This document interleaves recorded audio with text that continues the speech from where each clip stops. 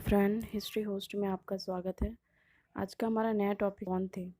पुष्यमित्र सुंग के चरित्र तथा उनके कार्यों पर प्रकाश डालना है। सुंग वंश के इतिहास का ज्ञान हमें पुराण, हर्षचरित, मालविकाग्निमित्रम, मनुस्मृति, दिव्यावदान आदि ग्रंथों से होता है। पुराणों से ज्ञात होता है कि मौर्य वंश के अंतिम शासक बृहदत्त की हत्या करके उसके सेनापति पुष्यमित्र सुंग 184 ईस्वी पूर्व में एक नए राजवंश की स्थापना की।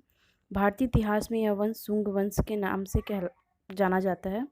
बाणभट्ट के हर्षचरित में उल्लेख हुआ है कि जब मौर्य राजा बृहदत्त अपनी सेना का संचालन कर रहा था, तब उसके सेनापति पुष्यमित्र ने उसकी हत्या कर दी। संपूर्ण सेना के सामने राजा की हत्या एक पूर्व निर्धारित योजना थी। सुंग कौन था, यह प्रश्न इतिहास में विवादग्रस्त है। हर्षचरित में सुंगों को अनार्य बताया गया है। हरिप्रसाद शास्त्री सुंगों को पारसी बताते हैं। मालविकाग्निमित्रम नामक ग्रंथों में शुंग ब्राह्मण बताया गया है। अधिकांश इतिहास विद्वानों शुंगों के ब्राह्मण ही।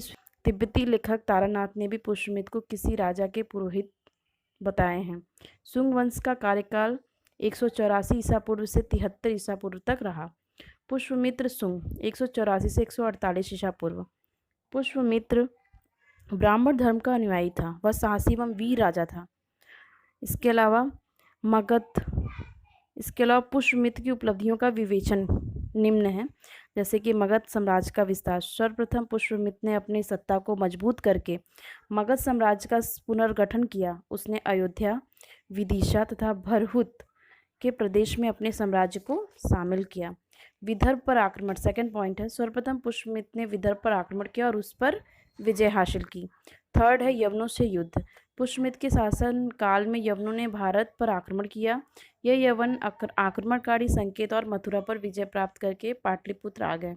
कालिदास के नाटक मालविकाग्निमित्रम के अनुसार पुष्यमित्र के पोते पशुमित्र ने यवनों से युद्ध किया। उसने सिंधु नदी के तट पर परास्त कर दूर तक खदेड़ दिया। पुष्यमित्र और बौद्ध धर्म। दिव्यावदान तथा तिब्बती इतिहासकार तारानाथ के अनुसार पुष्यमित्र बौद्ध धर्म का कट्टर शत्रु था। उसने बौद्ध भिक्षुओं को मौत के मुंह छोक दिया।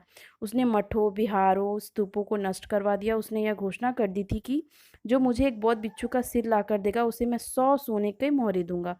किंतु यह पूर्णतया सत्य नहीं है, क्योंकि शुंग काल में ही बौद्ध धर्म से संबंधित सांची का स्तूप निर्माण हुआ है। बरहूप स्तूप भी इसी समय बने थे। वास्तव में पुष्यमित्र शुंग को बौद्ध धर्म का कट्टर शत्रु कहना गलत है। पुष्यमित्र का मूल्यांकन। पुष्यमित्र बड़ा ही योग्य तथा प्रतापी शासक था। उसने विदेशों आक्रमणों से भारत की रक्षा की। वह वीर एवं साहसी ही नहीं, साहित्य एवं कला का भी प्रेमी था। उसके शासनकाल में मनुस्मृति, महाभाष्य की रचना हुई। पुष्यमित्र के काल में ही पाणिनि ने व्याकरण ग्रंथ अष्टाध्यायी की रचना की थी। तो इस प्रकार हमारे शुंग कौन थे, इनका परिचय समाप्त होता है। अगर ये टॉपिक आपको अच्छा लगा हो तो प्लीज़ लाइक, शेयर, कमेंट और सब्सक्राइब करना ना भूलें। Thank you.